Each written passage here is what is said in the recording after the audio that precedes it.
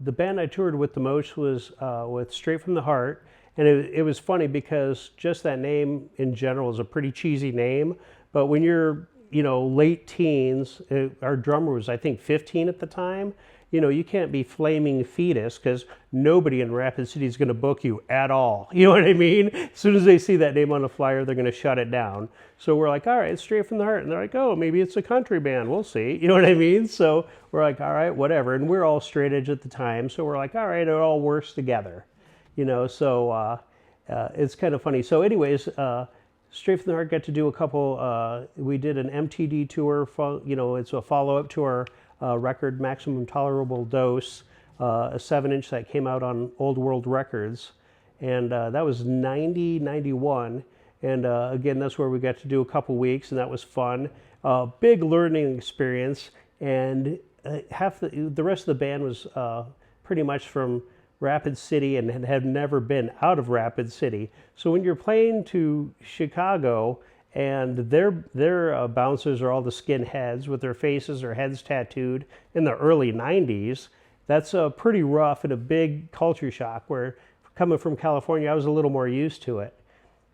We ended up doing 3 dates with Screeching Weasel. That's where I actually physically got to meet Larry Livermore for the first time. That was really cool.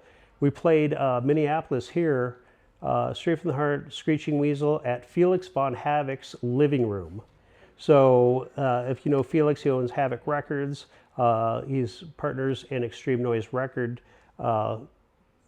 store downtown. And it's kind of funny because we were supposed to play at like the Varsity, and for some reason it fell through. So last minute, everybody went over to Felix's house and we played his living room to literally like 15 kids.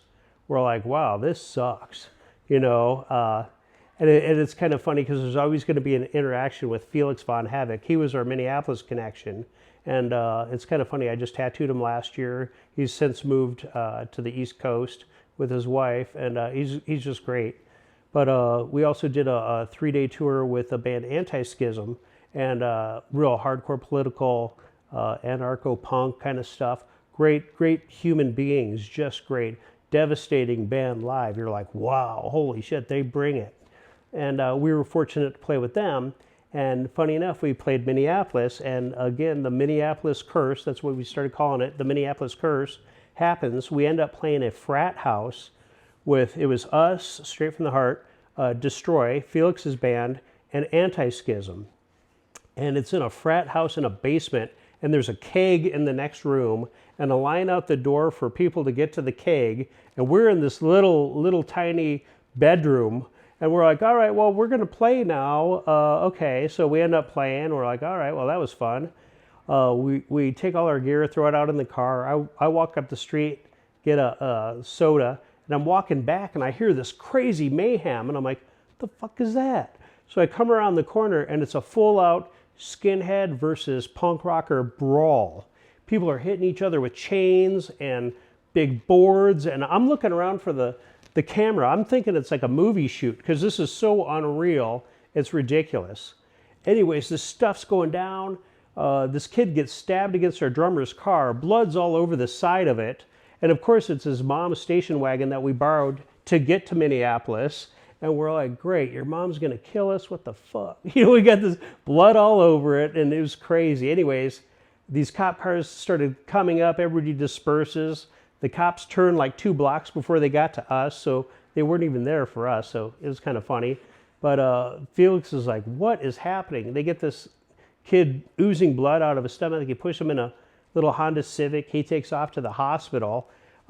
Destroy play, Anti-Schism play. They do great. We literally get paid $7, and I think we had to panhandle for that because everybody's like, oh, the keg costs this much, and blah, blah, blah. And we're like, oh, great, Minneapolis curse again.